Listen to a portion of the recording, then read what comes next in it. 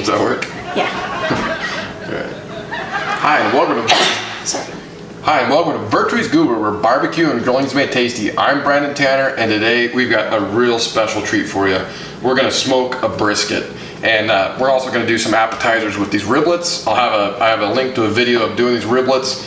They are fantastic and one of my favorite ways to do stuff. And if you like this type of content, Please like, comment, subscribe, and hit that notification bell so you never miss another video like this one. perfect. So this is one of our favorite things to do. Everybody, you know, that's into barbecue, briskets, you know, kind of the holy grail of it. And we've done other videos, and I can provide some links to those. This is going to be a little bit different than we've done before for a couple reasons. And one of the main reasons is, you know, as you know, historically, I'm a big fan of Lee & Pepper's Worcestershire sauce. Well, Ian from the UK private messaged me and said, hey man, you know, that stuff over here isn't our go-to, and he sent me this bottle of Henderson's, and he says that I believe they call it Hendos. So Ian, I'm going to give it a crack. I've tasted a little bit. It actually tastes really good. It tastes a little bit sweeter, a little more tangy, a little more spicy. So I'm excited to use this as a binder. And well, many times before I don't use a binder, or I use mustard in Worcestershire or something like that, but this time we're going to use the Henderson's. And then this real seasoning, fancy barbecue seasoning, is absolutely fantastic on brisket, and it's also good on the pork. And so, you know, the other thing I was going to mention is I like to trim up my briskets quite a bit, and I'll provide a link to a video from All Things Barbecue.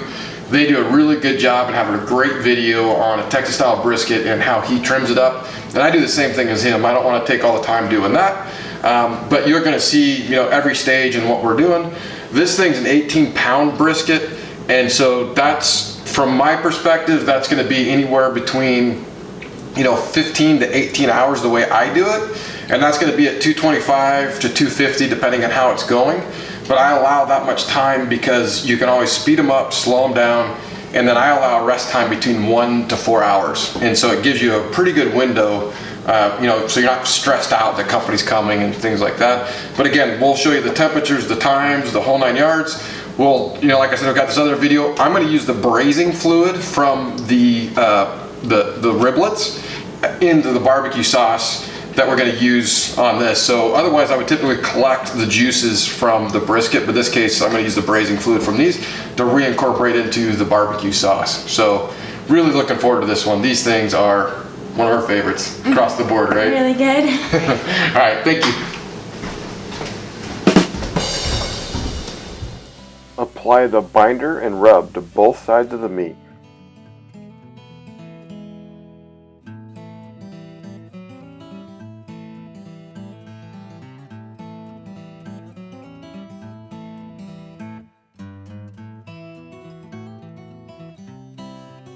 Store in the refrigerator for a minimum of 4 hours, but overnight is preferred.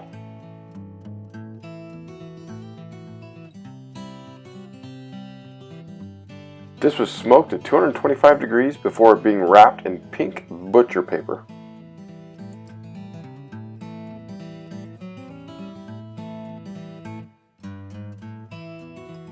After 16 hours, it reached an internal temperature of 200 degrees, and we put it in the cooler to rest for 2.5 hours.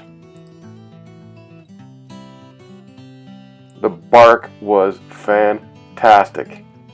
And look at that smoke ring. The flat was amazing, but the point was even better. Look at that deliciousness.